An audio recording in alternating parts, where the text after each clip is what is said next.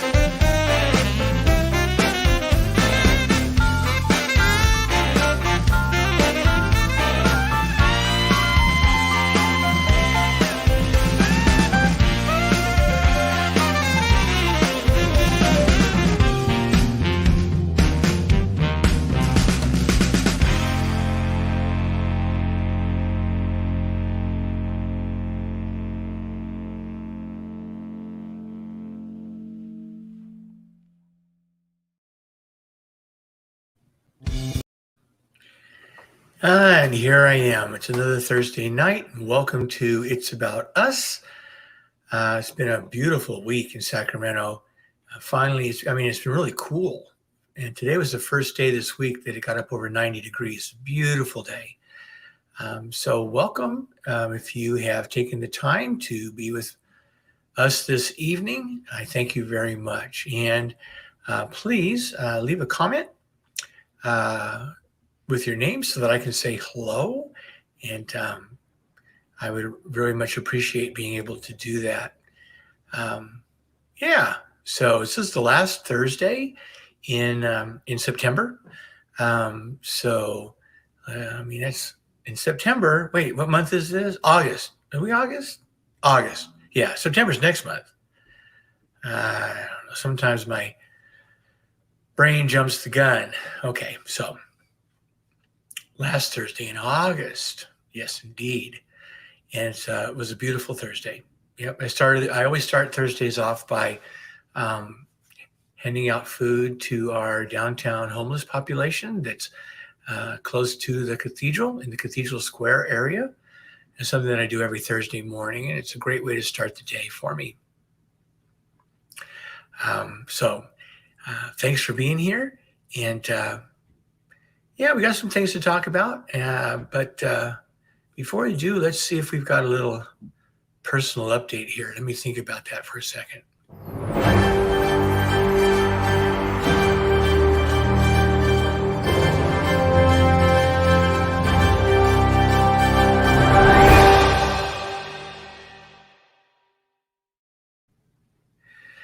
So, one thing that I'm not a good housekeeper. I never have been. I remember when I was a kid, my mom would tell me that a messy room is indicative of a messy mind. And she was always deriding me for how unkempt my room was. And I just wasn't good at it. And then mom and dad hired a housekeeper. And so I didn't have to. She picked up after my sister and myself. I never really developed good skills or good habits around housekeeping. So I'm just not good at it. I've been thinking about that lately. One thing I don't have visitors over. I think the last person, I don't know when the last person was that even saw the inside of my apartment besides me. So what I've thought about doing is this. I'm thinking about making Saturdays my cleaning day. Maybe not all day, because I just don't like doing it. But a good chunk of the day, just throwing things away and straightening up and vacuuming and cleaning and doing the things that, regular people do that I just don't enjoy. And so I just don't. And the place it's a disaster, right? So Saturdays are my days. I'll let you know how that goes. I'll let you know how it goes. We'll see if I keep up with that. It's an idea, something I want to do, but oftentimes, the best laid plans, my follow through is not the greatest. So we'll see. Anyway, that's the plan. So that's kind of what's new on my horizon. Now there's one other thing, but I'm going to tie that into the next little segment that we've got here that I like to call a COVID minute. As the clock is ticking, tick tock, COVID minute. It's been a COVID minute for, let's see, March to March was about a year. So March, April, May, June, July, August. That's a month, and that's a year and 5 months, almost a year and a half. So that COVID minutes lasted about a year and a half. And so before I start talking about what's going on with me and around COVID-19, I want to welcome any newcomers. And please say hello in the comments so that I can greet you by name. I always enjoy doing that. I like to say, show is called It's About Us, and without you, there is no us. So I'm always grateful when people tune in. So thank you very much. Anyway, when it comes to COVID-19 and the vaccine, there's just so much going on right now. And here comes my first comment for the evening. Hello, Show Bennett. Welcome. 2 weeks in a row. That's a record, I think, for comments. Maybe 3 is the record, but at least 2 is getting up there. You're in the top 10 percentile. So that's awesome. One of the things that's transpired is the booster shot, and they're recommending it for people who are immunocompromised, who are more vulnerable of our population. And I've been doing a lot of thinking about it. And honestly, because there are many countries around the globe that have not received any vaccine at all, I am going to forego the booster until the majority of the globe has been vaccinated. Hey, Linda, awesome. You guys had the Moderna shot. So I had the Pfizer. Cheryl had the Pfizer. They're very comparable. They're both the messenger RNA-based vaccines. And I think Moderna is right around the corner for getting full approval by the FDA. And then Johnson & Johnson will be right on its heels. But I'm just not comfortable with receiving a third booster shot when so much of the world has not received even one shot. So I'm going to forego that. I'm going to mask up. I'm going to social distance. I'm going to do everything that I need to do to not only keep myself safe, but if I end up contracting it, keeping others safe. I'm fairly comfortable with the double dose of the Pfizer that I'm going to be okay.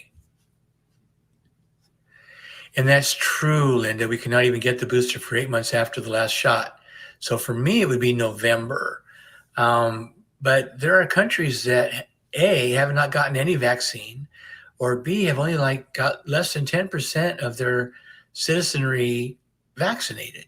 So I'm just not, the United States is a country of privilege, and I'm simply not comfortable indulging in that privilege and taking that booster shot for myself. Now, I'm not going to recommend that to anybody else. Everyone has to make up their own mind. But for me, I want to stand in solidarity with those that have not had that opportunity to receive at least one shot. So that's kind of where I'm at. I may change my mind. We'll see. But I try to keep informed of not just how the United States is doing or how Sacramento County is doing, but how we're doing globally. How are some of these smaller, poorer nations doing with the virus, with the vaccine? So that's kind of my thought. It's kind of my thinking around my personal vaccination program. So, but I feel comfortable. I mean, I think even with the Delta, the double dose Pfizer is about 88% effective.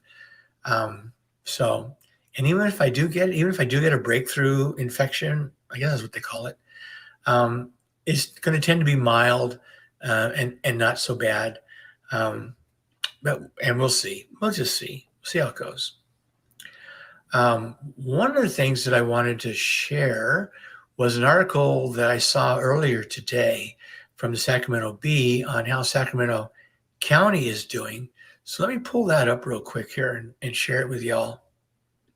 It'll take just a second here. There it is. So let's get to the top here. Here we go. Sacramento hospitals at capacity and COVID deaths at a 6-month high as Delta spreads. So I think last week I was talking about how in like Mississippi and Louisiana and Alabama and maybe even Texas, their hospitals are getting full up. So it's not just, people are dying from COVID, which is bad, that's bad.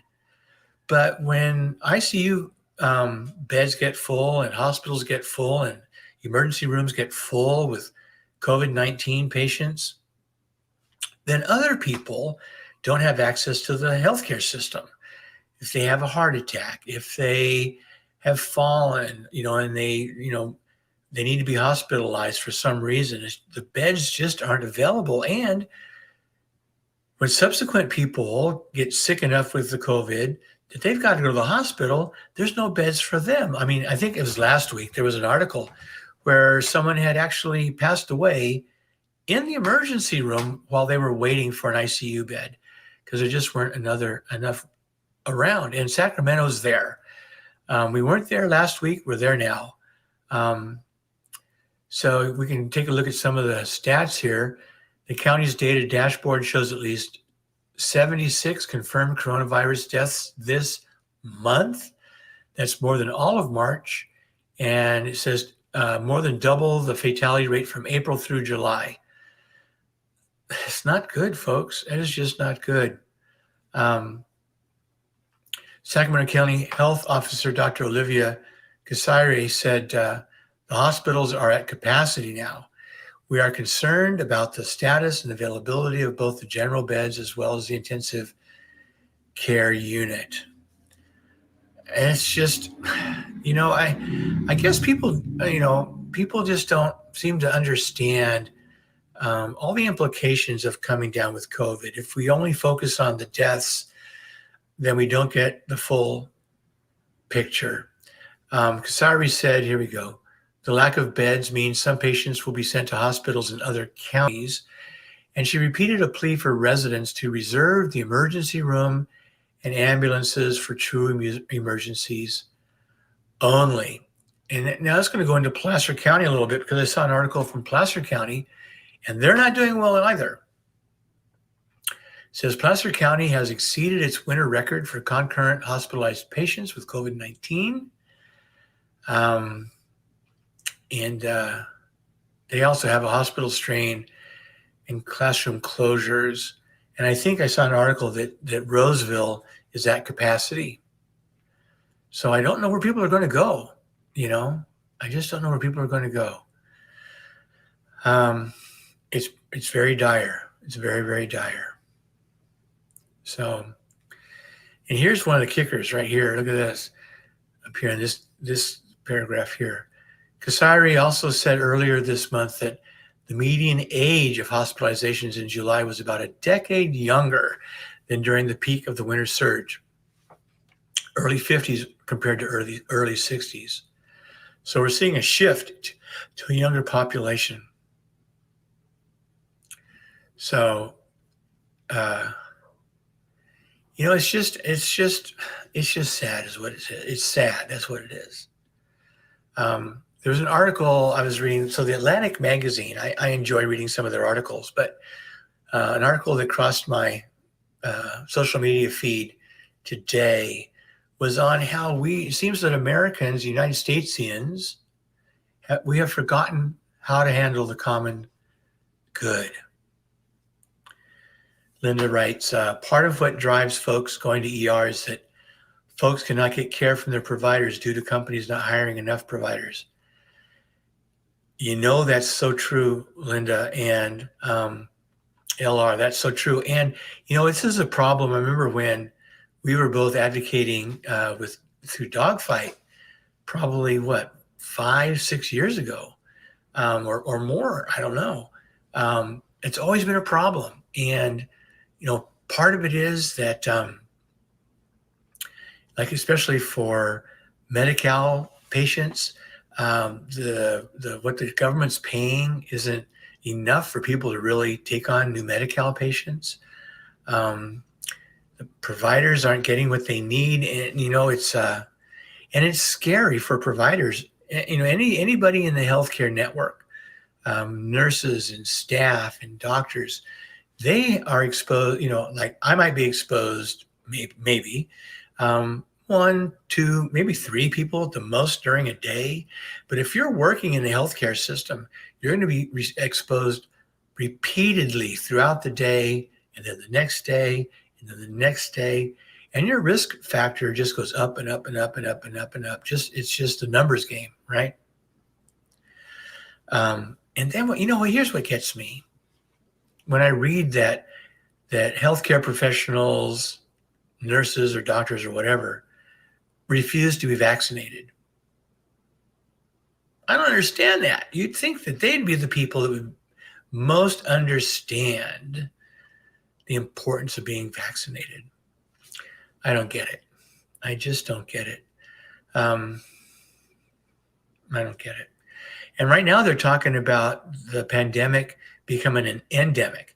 And an endemic is when we just have to deal with this for the rest of our lives, like the flu or the common cold, right? It's just something that's going to persist and persist and persist because we're never going to get rid of it. We just don't have that herd immunity. We don't have enough people that are immune to keep it from recurring. And even if we had herd immunity in this country, because globally we have no herd immunity, there's no way to stop this virus from spreading. It's just not going to happen. We could get 100% in this country, but if we don't have globally, spaghetti-o. Yeah, this is my, for when I do phone calls later. I don't have it set up on my stand. It slipped off my table. Bummer. Anyway, it's not broken. It's still good. Cancel. There we go. Anyway, this is a global situation, and we have to solve it globally. And right now we're focused on our own country, which is fine up to a point, but the virus doesn't respect boundaries, travels on planes, it travels on boats, we've got to address it globally, just have to. And that just underscores my wanting to be in solidarity with poorer countries that haven't received the vaccine and not received that booster shot. Yeah. Now, on the upside, I saw an article recently, and I actually heard an interview also. Same person was interviewed that wrote the article. And apparently back in I think it was the 80s, they did a study with a coronavirus. So there's lots of coronaviruses, right? And one of the common cold viruses is a coronavirus. So they did this study. They took some of the coronavirus that causes the common cold, and they took about, 19 people or so, and they would do a nasal spray of the virus and see what happened. And so some of the people didn't get sick. Some of the people were infected, but they were asymptomatic. And some had regular cold symptoms. And then they did it again. I don't know whether it was a year later or what, but they did it again. with just the people that got sick. And of those people that got sick, some didn't get sick, some were asymptomatic, and some had a really mild case of the cold. Anyway, through this study, they discovered that repeated exposure lessens the symptoms. So that over time, even if you got infected with that coronavirus, your symptoms were very mild. And they're thinking that they don't know, but it may be the case with the coronavirus, COVID-19, right? That over time, because it's not going to go away, we're going to be dealing with this probably for the rest of our lives, that over time, exposure to the virus will cause milder and milder symptoms. I hope that's the case. I don't know if that's the case or not, but I hope it's the case. I mean, that would be great, right? If we're never going to eradicate this virus, and I don't think we will, there just aren't enough people getting vaccinated. That there's hope. There's hope. There's always hope. Always hope. Always look on the bright side. There's always hope. So, and so we'll see. I saw recently another article that if you have contracted COVID-19 and you got natural antibodies through contracting the disease, that does not mean that you should not be vaccinated. You might want to wait a couple of months, but you should still be vaccinated because that natural immunity isn't as strong as the vaccine immunity. And then after what were they saying? 8 months. I think the 8-month target period is because after 8 months, 6 to 8 months anyway, the number of antibodies in your system begins to decline. And so that booster ramps them back up. And that may be what we see going forward, that every year we get a booster shot, like a flu shot. You go in for your flu shot, you get a COVID shot. It just may be the way it works. I don't know. We'll see. But that seems to be the way we're going. Yeah. So thanks for everyone that has shared their opinion about what's going on right now. There's lots of that running around. I shared something on Facebook a couple of days ago about opinions. And I don't mind people having an opinion. I really don't. What I mind is people having an opinion that's not based on factual information. I've done this long enough to know that two people can look at the same facts, look at that one, and come up with a different conclusion. I've seen it over and over and over again. And in a way, that's okay because at least they're dealing with the facts. And there's a platform to talk about things. But if you have an opinion that's not based on factual information, I mean, where do you go from there? Where do you go from there? LR shares, I never get a flu shot. I'm 70 and only had the flu once and mildly. I've done that too. There are years I've gotten the flu shot, and then there have been years where I haven't gotten the flu shot. And the years I don't get the flu shot, nothing seems to happen much. I think one of the benefits of that year of masking and staying inside and distancing was that hardly anybody got sick with the flu that year. I mean, it was very, very low because we're doing all the things that helps to prevent the flu virus.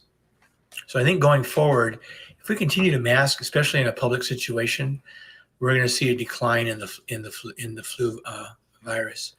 But even so, there are a lot of people that didn't get to take the flu virus vaccine and never got the flu. So, I mean, that's just the way it is. Now, there are people that took the flu virus vaccine and still got the flu. A couple of things are happening, right? So when they manufacture the vaccine, they're trying to guess what that virus is going to be like in the next flu season. Sometimes they get it right. Sometimes they get it wrong. And actually, they're saying that the efficiency of the flu vaccine is only from 10 to about 60%. And if you have already contracted the flu virus and you aren't symptomatic yet, and you get the vaccine, you're still going to get sick. Because I've heard of many people who get the flu vaccine and then get sick, but they probably already had the flu in their system. It just hadn't been symptomatic yet. And a fanatical hand washer. You know, it's funny. That's just a great suggestion. So I remember even early on, people were using the hand sanitizer, which is good. But washing your hands with soap and water is better than the hand sanitizer. If you can wash your hands with soap and I don't know, what are you sing? Twinkle, twinkle, little star, or Mary had a little lamb. I forget what you sing. It's a certain amount of seconds. That's actually better than the hand sanitizer. The cold virus is a rhinovirus. That is correct. But there is a COVID virus that also manifests in the cold, as cold symptoms. It's not as virulent as the flu. It's more like the cold. So cold can be caused by many different things, but the rhinovirus definitely. And you know, it's funny, rhinovirus, the rhino is the nose, right? It's a nose virus. And even the COVID-19 is a nose virus. If you have a viral load of COVID-19, the majority of it begins in your nose and then it travels down into your lungs. And that's why when you wear your mask, if you're wearing your mask and it's below your nose, you're defeating the purpose, because the main way that you either spread or contract COVID-19 is through your proboscis there, your nose. You know, your Jimmy Durante. Yeah. So when you wear a mask, cover your nose. You know, just cover your nose. It'll protect you and it'll protect those around you. Crazy stuff. You know, and it's not that hard. You know, I call it, where is it? This is my sample mask. This is a freedom mask. And I call it a freedom mask because it gives me the freedom to go out in public and feel safe and feel secure that if I have the virus without knowing it, I'm not giving it to somebody else. So it's a freedom mask. It's a freedom vaccine, does the same thing. It gives me the freedom to go back out and to participate in life and society. It's a freedom mask. This is not inhibiting my freedom. This is enhancing my freedom and peace of mind. So it's kind of how I look at it. Try to reframe it a little bit. Take back the words, because I think it's being spun in a way that isn't beneficial for the common good and the general welfare. Okay, speaking of which, I wanted to talk a little bit about, and this is a touchy subject, and everyone's got an opinion on it. And honestly, before I begin, the caveat is that since we're here in the United States, we really don't know exactly what's going on in Afghanistan. But I've got some thoughts on it. I mean, just like everybody else has thoughts on it. And I'm asking, please share your thoughts on Afghanistan. But, you know, early on, I thought this is just going to be another Vietnam for us. Interestingly, I wasn't aware enough to know this at the time, but there was only one person in Washington, D.C. that voted against the war in Afghanistan. One person, Barbara Lee. The Democrats and the Republicans all voted for the war in Afghanistan. And look where we're at. It was just, I mean, I get it. It was post 9/11. We wanted to go after the people that attacked us. Yep, Barbara Lee. Yep, it was Barbara Lee. She will go down in history as the only person that voted against it. And, you know, she was wise. You know, she was wise to not go there. It was a bottomless pit. I mean, the British government tried to work with Afghanistan after World War I. The Brits kind of took over the whole Middle East. British Petroleum, it was all petroleum. It was about the oil. They carved up the Middle East, different countries. Most of the countries' borders were all drawn by the British government. They aren't natural borders based on any historical precedent. She had a spine. She had a spine. And she wasn't caught up in the rhetoric of patriotism and revenge. It's just, I mean, I understand it. We wanted to go after Osama bin Laden. We wanted to go after Al Qaeda. We wanted to go after the people that hurt us. I get it. And the United States, by and large, is a warfaring nation. We love to get revenge and we love to punish people. We just love it. We want the death penalty. We want to throw the book at people. We love that. And it's not surprising to me that as a country, we went after that. Gertrude Bell, Queen of the Desert. LR, I have to be honest. I don't know who that is. So I will Google that. I promise. Let me make a note. I will find out who that is. Gertrude Bell. I have no idea. So in about 15 minutes or so, I'm going to open up the cell phone lines. And if you want to call in, British intelligence officer who drew the lines. Yep. Interesting. Anyway, there'll be a call-in section. People can call in and we can talk about some stuff. One at a time, of course. And so that's going forward. But I had never heard of Gertrude Bell. So thank you. That's good information. Anyway, the Brits could not establish any type of centralized government in Afghanistan. Then the Russians tried. And I remember the Russians got their butts kicked in Afghanistan. And unfortunately, we sided with the Mujahideen and they became Al Qaeda. So in a sense, we trained Al Qaeda to do what they did and we armed them. That whole idea of the enemy of my enemy is my friend kind of a thing. Not always the best strategy. I think the Afghanistan people could have kicked Russia out on their own. That's just the way the country's set up. So we had the history of Vietnam. I'm old enough to remember, and I know LRR is, and probably Cheryl, you are too, many others watching this program. We remember the airlift out of Saigon. We remember when the United States pulled out of Vietnam and how much of a disaster that was, how many people lost their lives. Here we were fighting a war we inherited from the French, right? The French couldn't do it. And so we said, okay, we'll show you how it's done. And we got our butts kicked. It was not a traditional ground warfare. It's funny. When you look at military history, we had World War I. World War I, they really didn't have airplanes. There wasn't much of an air force, and tanks were. By the end of World War I, tanks were like brand new, and they had the Maginot Line. This was a trench that they had dug between France and Germany, right? Isn't that the case? LR, we don't seem to learn lessons from the past. And Cheryl writes, hubris. Huge hubris, huge. And if we have time, maybe not this week, maybe next week, we can talk about that whole concept of American exceptionalism and what that's done and the Marshall Plan and,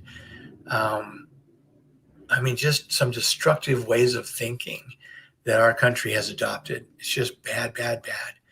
Anyway, and nation building. I think that Bernie Sanders was just so right on that we need to get out of the business of nation building. Just stop it. It can't be done. It just can't be done. Anyway, I digress. So at the end of, for World War I, they dug all these trenches between France and Germany. And so at the beginning of World War II, here's their thinking. They're not thinking what's the future of war going to be like. They're thinking, well, we're going to fight this war like we fought the last one, right? And so they got the Maginot Line and they got their troops in there. And Hitler's troops just did an end run. Their Blitzkrieg just did an end run around the Maginot Line because the West couldn't get their heads out of the way they fought the war in World War I. And World War II was not fought the way World War I was fought. And then we go into Vietnam and we try to fight that war the way we fought World War II, but that's not how Vietnam functioned. It was a different country. It was a different topography. It was a different mindset. And they were fighting for their country. Yes, it was a civil war. I get it. But they were fighting for their country. And we were not. They were. We were not.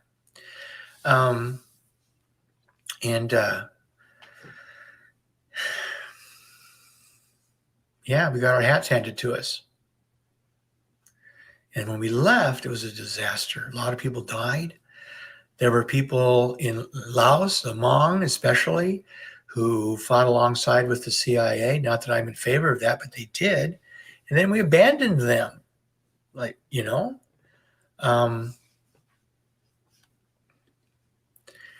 that's what it always usually boils down to, right? It's the money. It's usually the money. World War I, when we went into the Middle East, it was all about the oil.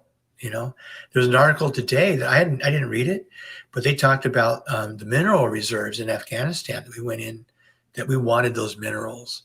I remember, and this is a bit of a digression, but not much. But I remember reading early on that the Soviet Union wanted to build a pipeline from the east to the west, and they had to get through Afghanistan to do it. And that's another one of the reasons we wanted to get into that Middle East arena. It was to stop them from building their pipeline. War is so, if we just want to talk about war, it's so convoluted. And the reasons why people go to war, it's almost economical, always, almost always. There's money involved. There's resources involved. We want what you have. We want to control what you have.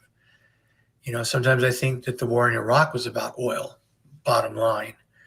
If I remember right, when we invaded Iraq, the first thing we did was we secured the oil fields. That was the first thing we did.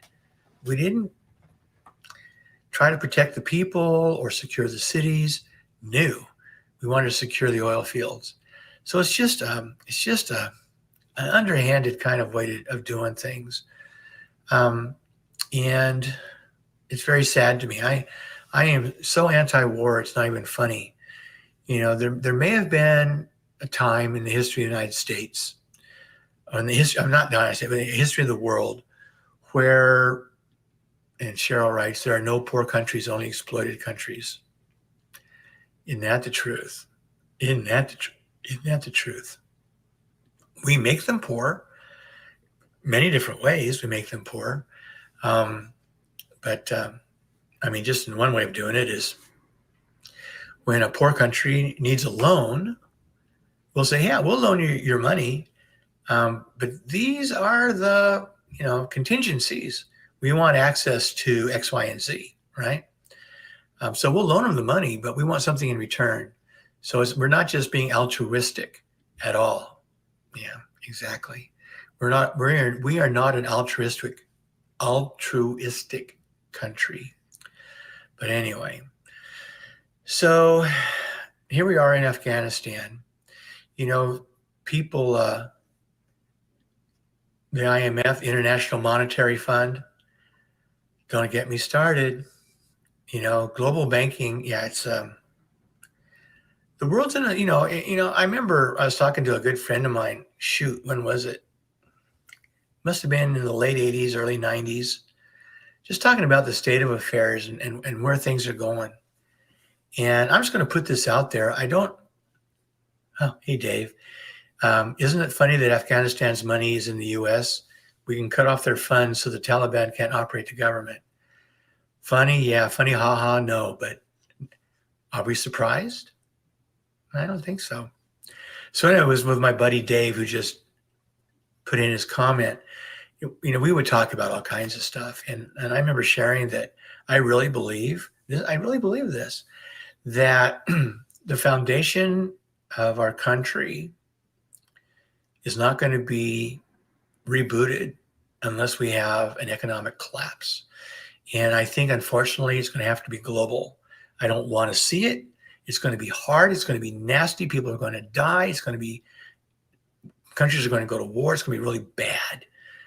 But I almost think it's absolutely necessary, because I think time and time again, countries have shown that they will not do the right thing given the chance. Look at global warming. Look at climate change. We had years to make changes proactively, but we didn't do it because of the dollar, money, profit, right? We're not going to do things until we're up against the wall. And so many of the people that are profiting are going to be dead when it gets really bad. They're not even going to be here, so they probably don't care. How can you not care about generations to follow? How can you not? How can you not care about your children and your children's children and your children's children's children? How can you not care? I don't get it. I don't get it. It saddens me. But we've become a nation selfish and narcissistic over time. And it's really bad right now. And I was hoping that year of lockdown with COVID-19 would throw us back upon ourselves, and we would start to see how important we are to each other. And some people it did. I'm not saying that everybody's like that, but unfortunately not enough. There's still too many selfish, narcissistic individuals running around. It's all about them, and they could care less. I remember, LR, you probably remember this. Cheryl, you probably do too. When working in housing advocacy, if a person was homeless and you worked and worked and worked, and you finally was able to help them acquire affordable and accessible housing, and then asking them to help advocate for others, 9 times out of 10, it was, no, that's okay. I've got mine. No, I'm not interested in that. I've got mine. And that is absolutely the wrong way to think.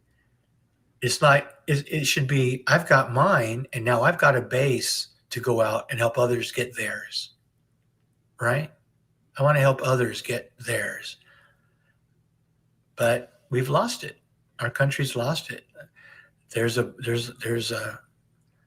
bunch of people, I think, in the United States that do care about other people and are concerned, but just not enough. We've lost it as our country's ethos, in our collective consciousness in our country. We don't have it.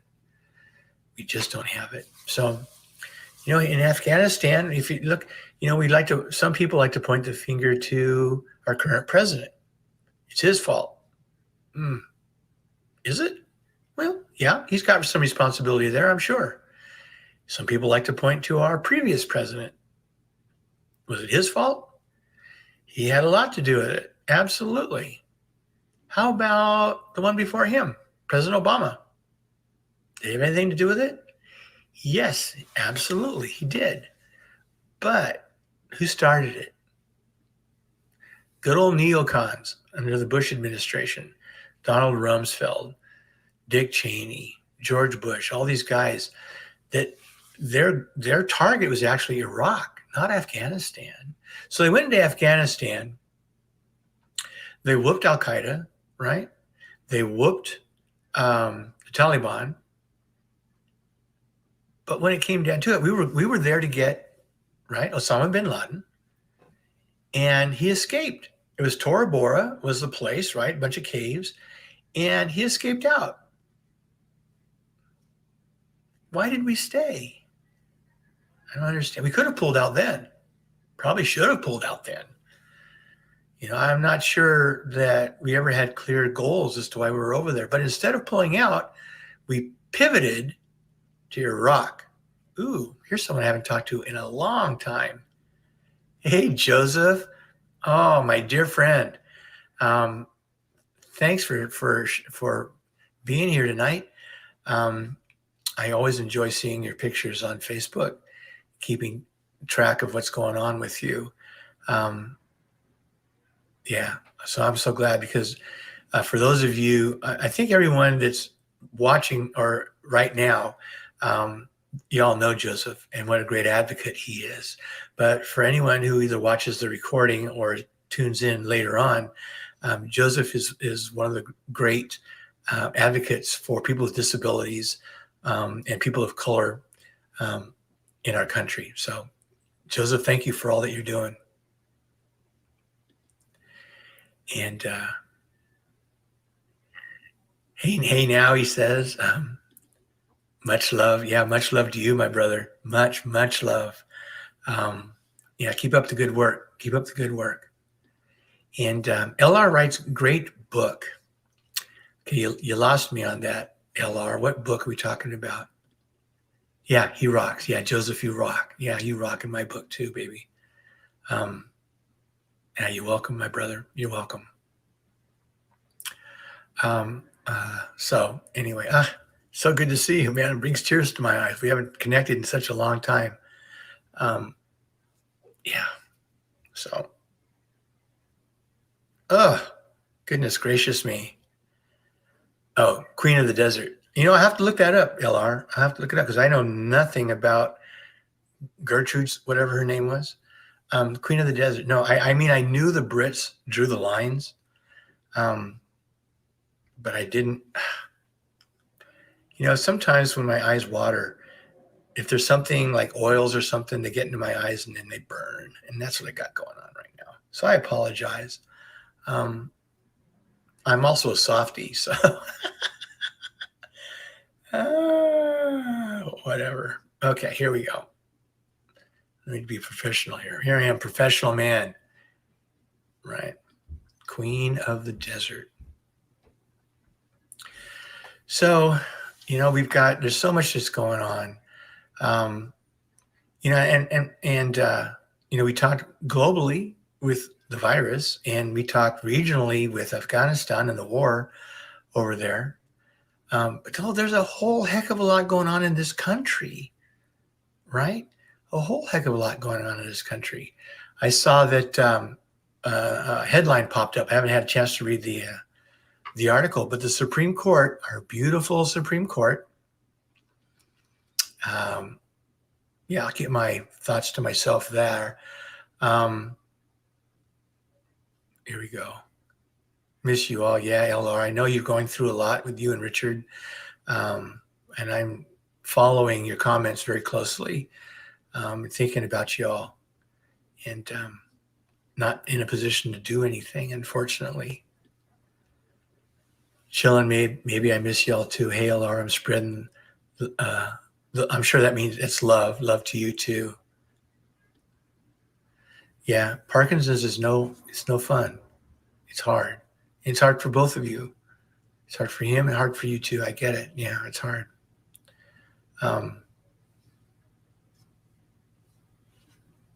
Yep. So, yeah. So let's try to do something. Let's do. If I try to end at 8:00, but tonight maybe we won't, since there's so many people that are here. I'm going to try something here. So give me a second. Normally what I do is at the last 15 minutes or so of the show, here I've got to, hang on. My little cursor's not doing what I want it to do. Doggone it anyway. Here we go. All right. Where are you? There you go. Okay. Turn that off. Ta-da. And what I'm doing is I'm getting us ready to take some phone calls. So let's get this all set up here. Here's my phone. Hello, phone. And let's get the phone number up. There it is. So the call-in number, the phone number is live. The number is 916-545-5376. And I'm going to put my headphones on so that if you do call, I'll be able to hear you. So give me a second. Don't call yet. Don't call yet. because I can't hear you. I can't hear the phone ringing. I won't be able to answer it. So hang on. Okay. Now, if you want to give me a call, I can take it. And if you don't, that's okay too. But if you do, we'll take a few minutes and just see if anyone wants to chat. Cheryl called last week. That was fun. But yeah, I mean, there's just so much going on. I mean, here in our country, we are still. Oh, I was going to about the Supreme Court. Yeah. So the Supreme Court rejected the president's initiative to expand the eviction moratorium during the pandemic. They rejected it. So I don't know what that's going to mean. The numbers on, so hey, Joseph, if you can see the screen, it's scrolling at the bottom. The number is 916-545-5376. Oh, there you see it. Okay, great. Yeah. If you want to give it a call, that'd be fun. You know, one of the things I've always been concerned about early on in the pandemic when they were talking about doing a moratorium on rents and evictions, so that because people weren't working, so they couldn't pay rent, they put a moratorium on it. And I remember talking to a friend who's a housing advocate. Well, what's going to happen when the moratorium runs out? And all these people are going to owe all this back rent. What are they going to do? And basically said, yeah, I don't know. And that's what we're up against, right? So these folks who have been in a rent moratorium, with an eviction moratorium, if that eviction moratorium, oh, here comes something. Here we go.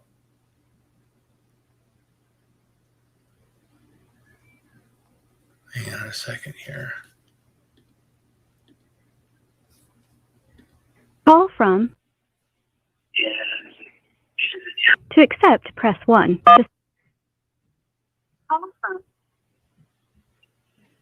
Okay. Hey, Joseph, welcome to the show. Hey, thanks, Chris. How are you, man? Oh, gosh. Let me set my iPad down. I'm doing well.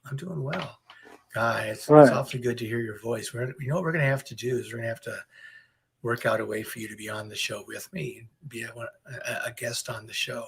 It's really easy to do. Yeah, I would love to, man. I would love to. That'd be fun. So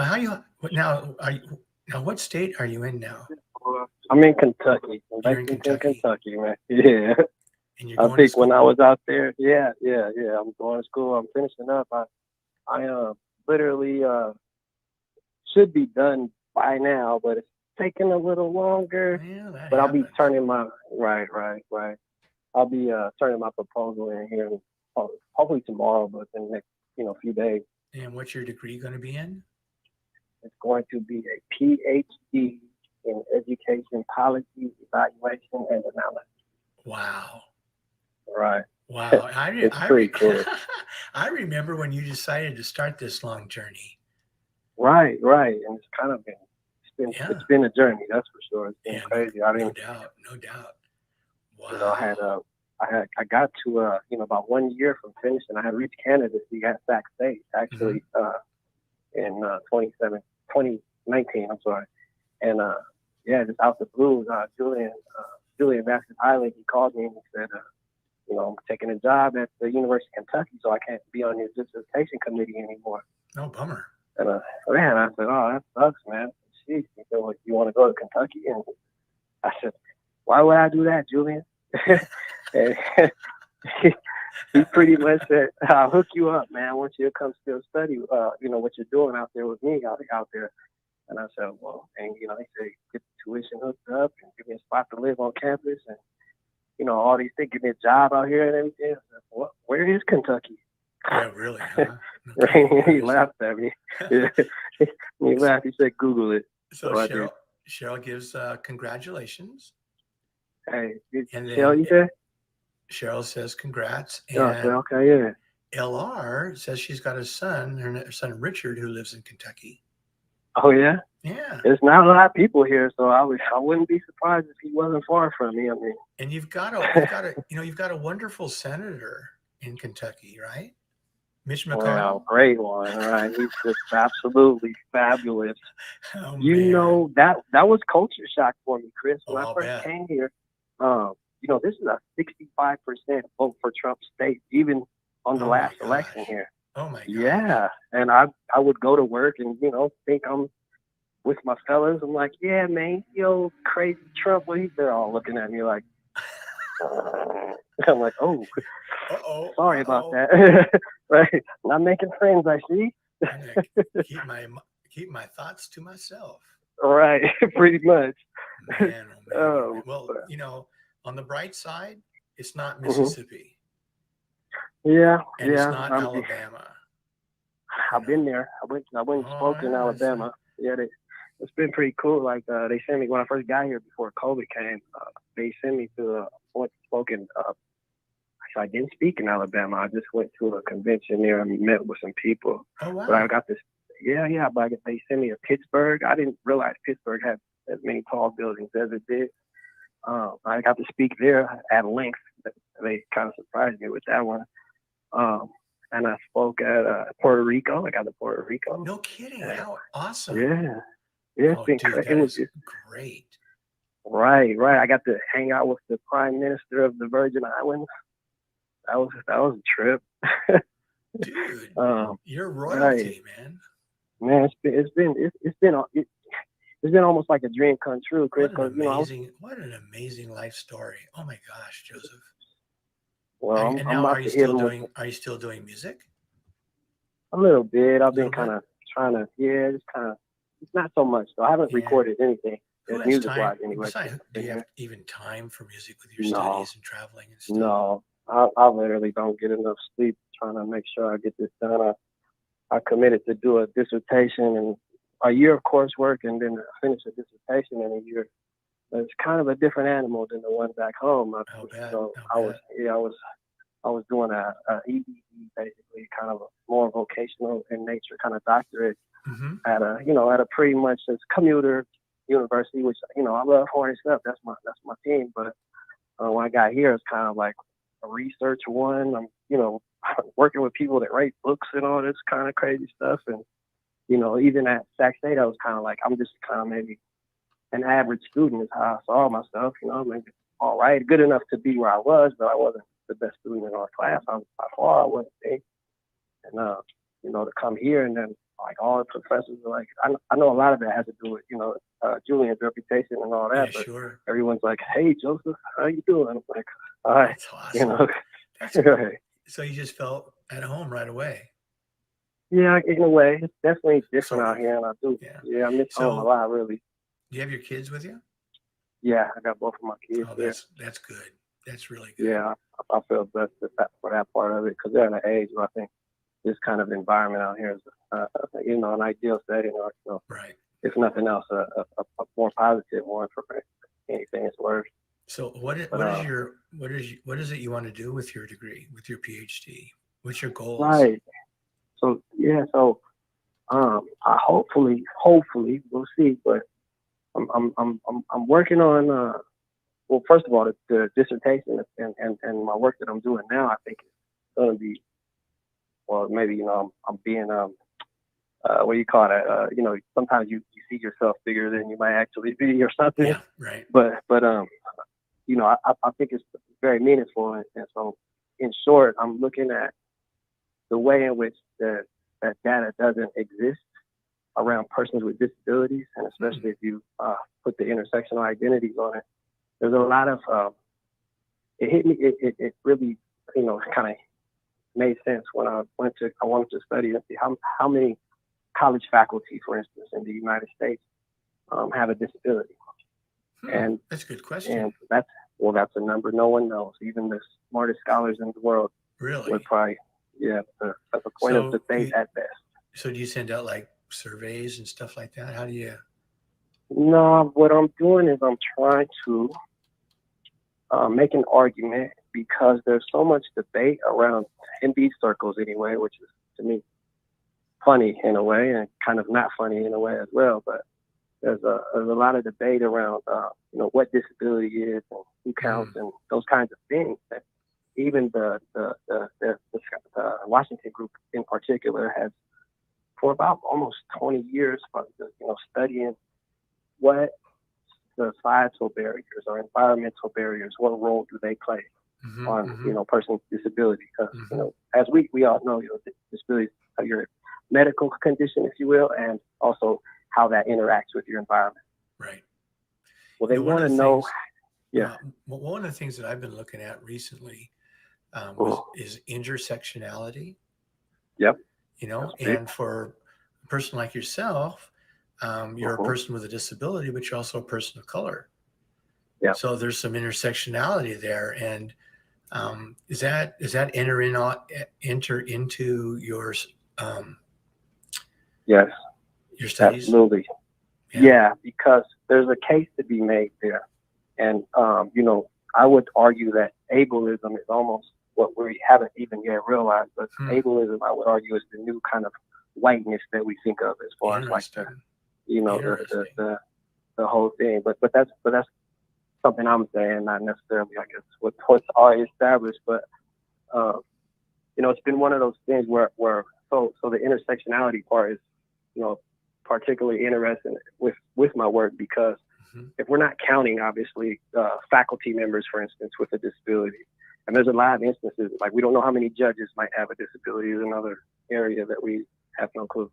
But my point is, if you don't know how many of those persons that have a disability that are in that particular field, then you don't know how many African Americans have a disability, women have a disability. You don't know anything there about. And so it's, to me, particularly interesting. And I'm approaching it in a kind of unconventional way. And I think that it's kind of getting a little bit of attention. But what I'm saying is, they've been trying to see what society, how do we measure societal barriers or environmental barriers? How do we decide, how impactful these are, and how can we take consistent measures and say this societal barriers over here are worse than the ones over there, something like that. And the way I see that, so the way they go about it is they ask surveys, like you said, questionnaires. They send it out to people with disabilities, and they kind of, show how they answer those surveys in relation to each other mainly. And I think that's good and useful and everything, but I think it's more logical to, if we're looking at societal or environmental barriers, which are inherently not, locus from the individual, they come from the environment, it's not their deal, right? Then it seems that we should be looking at the environment, not the people. That's, kind of like asking me how you feel, Right. And so, yeah. It's funny. I hadn't even thought of, one of the major things we've been talking about in this country for the last, I don't know, who knows, forever probably, but it's, white privilege. Yeah. And yet there's also an ableist privilege, right? That goes beyond just ethnicities, right? I mean, right. There's ableist privilege in the African American communities, and it's an interesting thing. And I remember when back in the day we were dog fighters, and we were working on disability rights, and it truly is the least area of civil rights that people pay any attention to. Right. It's a lot. I was having an epiphany today. Go ahead. Yeah. Well, I was just going to say too that the ADA is a more comprehensive civil rights document than the Civil Rights Act of 1963. Right. It's just more comprehensive. Right. Right. One of the things that would have been interesting is if it would have dealt with voting rights with the ADA, because the LBJ, they dealt with voting rights in the Civil Rights Act, but they didn't deal with it for people with disabilities. And now there's an attack on our voting rights. Right.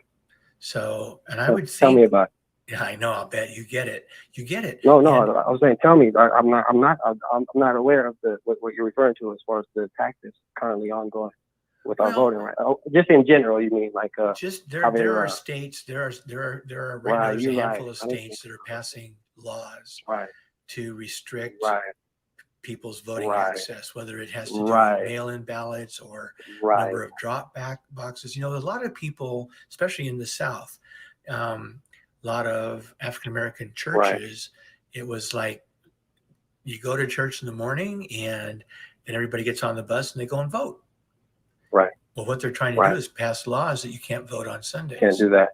Right. And I know, I don't know why I was thinking you was about to tell me about SB 42, 49 or something, but yeah, no, I was having flashback. Tell me, Chris, hold on, I'm gonna write it down over here real You're quick so so I much. That's so can. much. But no, no, those are particular the pullbacks, if you will, or whatever, you know, the Mhm. limitations that they are trying to place in the voting is, I think it's almost so abjectly aimed at persons with disabilities, you know, really There, almost, there's a huge overlap there. I mean, right, but no right. one's talking about that. They're talking No, about no, restricting the vote for people of color, but they're not talking right, about how it impacts people with disabilities.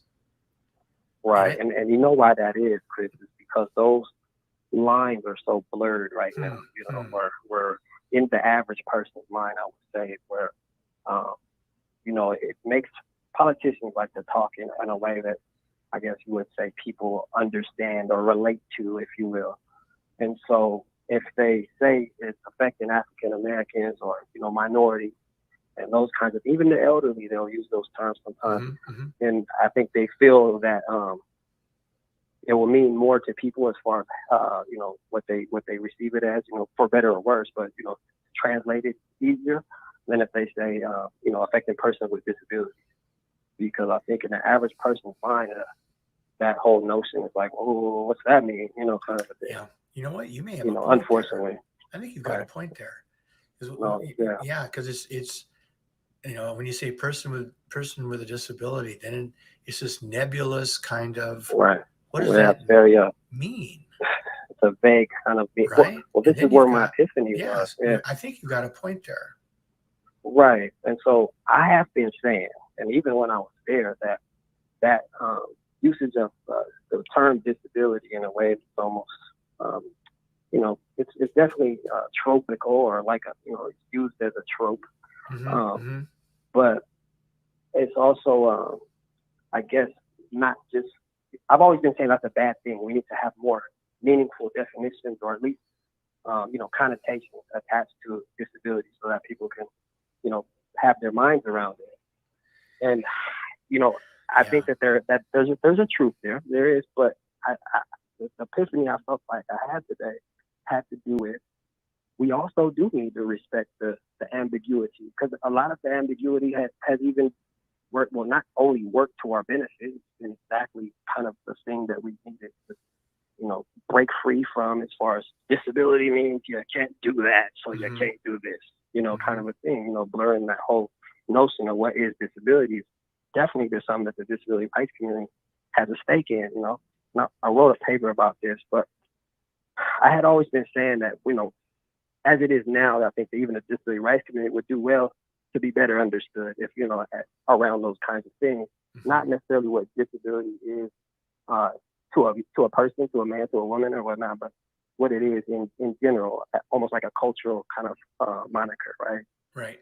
And so, I realized today, though, I said that's that is true. I still feel that way, but I think I can also feel that a blurred notion of disability is not just necessary for persons with disabilities to get their point across, but I can imagine that even for the average person, that they wouldn't function too well if they didn't have this kind of generic term. It's not, you know, a notion for that disability, you know, the word disability, if you will, Hmm. because if you have to know exactly what disability is and you're not a person with a disability, then that can become quite scary, you know, or quite, it's not scary, at least limiting in the way in which Mhm. it's known to be, or however, that exactly is kind of the deal. And so I think that it's important that we keep, that be comfortable with, if nothing else, with the paradox in disability, if you will, that it can be good and bad at the same time. And that doesn't mean anything necessarily, to an end that would, be exact especially for a person. But I think for me, my biggest deal with my work is not so much there. It's like a lot. We could talk all night about those kinds of things. Yeah, we could. And right. And literally we would just, I guess, have our minds more open to it than we did before we started. But I don't think we would come with any answers that would be, No. right. So, but what I'm saying is the thing that I feel like is an answer that needs to kind of be there is differentiating between disability, albeit generic or otherwise, or exact, however, capital disability, Mhm. PWD, or just little lowercase disability. That's all fine. But when we're talking about disability that inherently draws or emanates in the environment, not the person, I think that we gotta make a distinction, because I don't want to carry the burden of the garbage can disability, if you will, if that makes any sense. Nor do I want my cultural identity, in a way, my categorical identity, that is a person with a disability, equated to whatever a ramp or an environmental barrier, right. Be it physical or sociological. And so I think that if we can make that distinction between, say, this disability that necessarily, like by definition, comes from the environment, to what extent, maybe, maybe that depends on the people it affects, of course. But nonetheless, I don't feel more or less like a person with a disability because people are nice to me, or the ramps, I don't go out and say, I would equate it to race in that way, where you don't go outside and be like, oh, it's a nice day today, I feel more or less black today, kind of a thing. It's the same thing though. Like, there may be more barriers, which may be entirely frustrating. But that's, again, where I think most of the public gets that whole notion of disability and being frustrated. Yeah. That frustration is not the same thing, I guess, as what they're called disability at this point. Well, the That frustration, barrier. the barrier is not the Right. disability. The barrier Right. is the environment. Right. Right? Right. Yeah. Right? And But we're coming back to the whole thing, and this whole thing, to me, it fits right in with the discussion on COVID-19, getting vaccinated, wearing a Right. mask. It's that focus on the common good. Yeah. Right. So if Right. I care about my brothers and sisters, Right. then I'm going to want them to be able to, as best they can, achieve their potential Right. by having an environment that is accessible to all, and it's physically and healthily, is that a word? Healthily safe, so that we can thrive and grow. Right. It seems to me that it's just that whole idea of focusing on the common good and the general welfare. And do I really love my brothers and sisters in my community and in my country and in my world? Do I care enough about them that they can have the best life possible? Did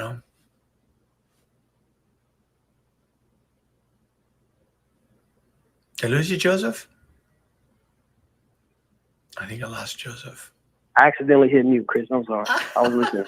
What I was going to say is, kind of getting back to that, though, exactly what we started with, as far as the elections and the, the pulling back, the rescinding, I guess, or I would call it the violating of a person's right to vote, right? Mm-hmm. And how it's kind of, I guess, narrated loosely as maybe, if not more so, as a racial problem, but being a definitely, that's the main narrative most often. And kind of getting that whole thing that disability and race kind of confused is that part of it, where the meaning might be more translatable for the average person to say, okay, well, I know what it means to be black or white or Hispanic or Latinx, I'm sorry, and in between. but I don't know what it means to have a disability. Right. And so when we have these societal barriers, if it's a barrier that is limiting persons based on their disability, in the case where it might be especially sociological kind of a barrier, people's attitudes maybe, or, those kinds of things, it's entirely then, I don't see it, I mean, maybe someone else might know, but I would see it only could be based on prejudice, that you would believe then if there's a barrier that would limit persons or enact whatever disability upon a person who has a disability, then it would then make sense then that we have barriers that probably are enacted disability onto a lot of things, a lot of people, whether it be by their age or by their, racial category, or, Right. All those things. It's like And getting away from the legal definition of a disability and getting it into a right, cultural definition of disability. right. But what it does is, for people who I guess maybe have an interest in holding the power in which they do, based on those kind of categorical lines, I think that they, if not even accidentally, don't speak that language, so to speak, and that's why they have point to different parts of the problem. But it's a kind of an amalgamation of racial minority status and ability, or otherwise disability, kind of beliefs more than anything, And so yeah, but you already know how that gets blurred, but it's particularly interesting when we hear these kind of, it's not, I don't even think it's done with malice at all, but it shows how human I guess we all are by, kind of erring in that way, where you see a racial problem and I see a disability problem, or both even. But,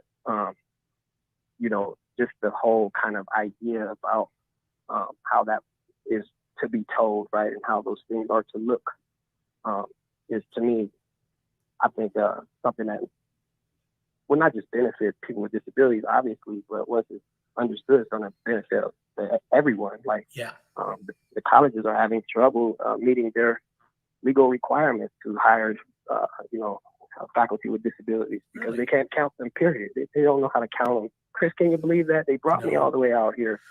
They brought me out here, and they're going to claim me a genius because, I know how to count? Come on. Jeez. People are You're funny, making man. it easy. Right. People are funny. It's a problem that I guess is so blatantly there that you don't think about it. Yeah. And what it ends up doing, though, is it kind of perpetuates, I guess, an amount of, Mm-hmm. I would call it ignorance, but it means that I can't say what the problem is, because there's not, like, for instance, when I say I want to study faculty with disabilities, well, we don't have any data like that. Well, sheesh, then how can I study it? Well, you can't study it. Well, then we can't get any data. What? Kind of a thing. So then you go out and you get the data. Right. But those kinds of things are best powerful. Part of it is acknowledging that there is a problem. Right. And then caring enough that you want to do something about it. Right. I think there's a lot of people, if the whole disability issue is out of sight, out of mind. And so they'll care about it if it affects them personally, but otherwise it's like, it doesn't impact my daily life. So why should I care? Right. Oh, last thing, I know I don't want to give you too long. Yeah, we're about to sign off here. Yeah. So just real quick, that's the biggest thing that's kind of tore me up and kind of threw me for loops out here, is when I say, hey, we don't know how many factors with disabilities there are. And people say, and that's a good thing, right? I'm like, what? Kind of a thing, right? Interesting. Yeah. Next time, for the next show, we'll save it for that. Yeah. That one kind of threw me for a loop at first, but I got it figured out now. But yeah. Well, that's a place to start. Find out in your own institution what the ratio is, right. And count the numbers and find out what the ratio is, and then find out the disabilities across the various demographics. And it gets down to how do they assess it? Like, how do they measure disability? How do you measure? And I'm a person, right? So you're doing some groundbreaking work. Right. And someone's got to do it. Someone's got to do it, or it won't get done. Right. know, And there's an advocate for it too. Yeah. and once you get that ball started, once you've got that crack in the dam, Right. then people who follow will pick that up and do even more work. So Right. that's really, really exciting. Yeah. Yeah. So Chris, yeah, I love you a lot, man. You're my fan. I just stumbled across I knew you were doing the podcast, but I didn't know it would be out on Facebook or Instagram, whatever it was. And I found you on, but I'll keep you posted. man, it's great seeing you. Yeah, no, I check the box so I can make sure I get the we call it the notifications. Notification, Got and one. then Yeah. we'll chat, and I'll bring you on. So you'll Okay. be on the show. Okay, that would be Okay. awesome. And Yeah, yeah. I had Cheryl Bennett on a little while ago too. Okay. We talked disability stuff, and it might be fun to have the three of us, or Yeah. whoever. Maybe I'll just put it Right. out there. I said, hey, we want to do a live stream on disability issues, and who Right. wants to be a part of it? Right. That'd be Yeah, I'm interesting. always down. Yeah, Have a little panel. Yeah. Have a little panel. Oh, All right, man, my brother. I love talking this stuff, man, and I love Oh. talking this stuff with you. So no All problem. right. I love you, man. Yeah, love you too, Give man. your kids a hug for me. Will do. They're not kids anymore, but I'll Don't try. I'll reach up So, there. so you know what? Here's the heartbreaker. My son, Uh-huh. in January Mhm. turns 40. Oh, And, well. and, you know, dude, it happens, man. I just like, I know, right? you wake up and you go, where did my babies go? Oh, I've been threatening them already. I said to my daughter, I say, if you grow one more time to tomorrow, I swear to God, you're Gonna grounded forever. Put a brick on your head to keep you from growing. Right. Oh, yeah. Yeah. Yeah. So, All right, yeah, brother. it's done. Hey, I'll talk Okay, with man. you I'll soon. talk to you soon. Okay. Yeah, for sure. Bye-bye. All right. Peace. Bye.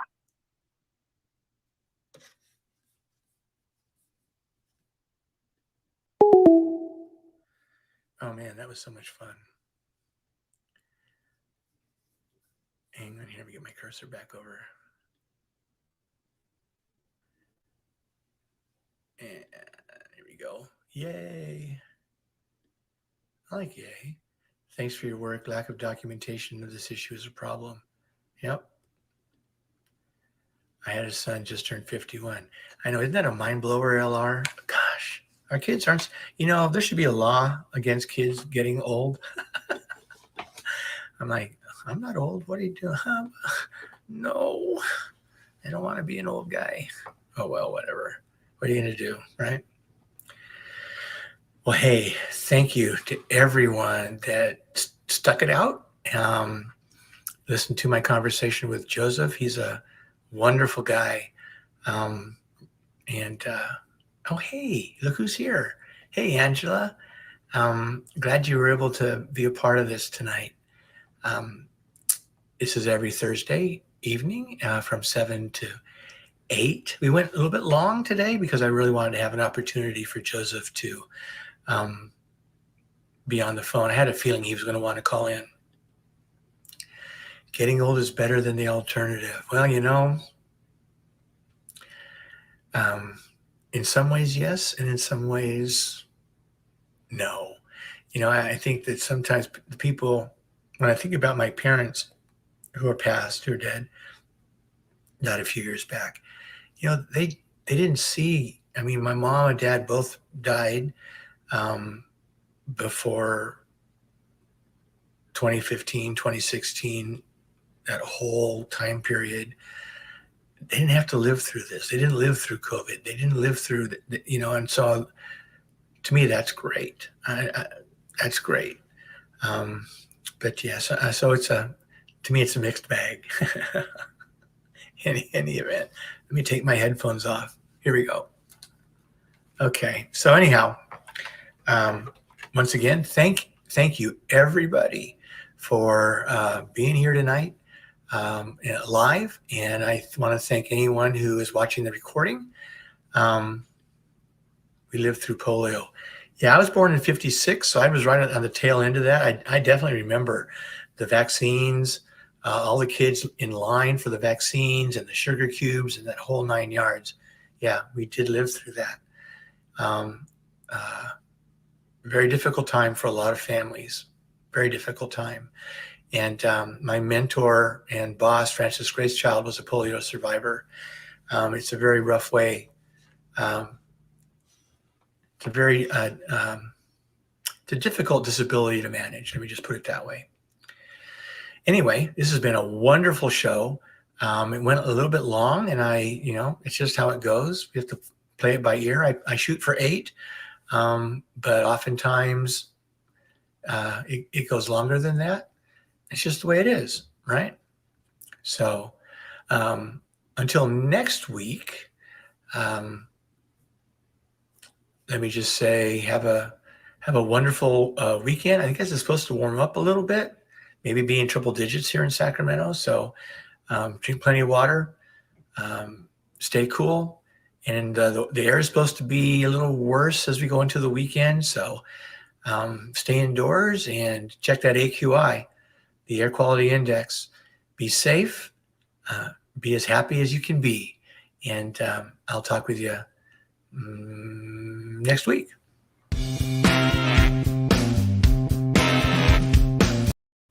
And that was my introductory video. So now we're going to start this over. And I will honestly say, you can tell I have a good time doing this. And I always don't pay attention to what I'm doing. So now we're really saying goodbye. So good night, be well, and I'll talk with you next week.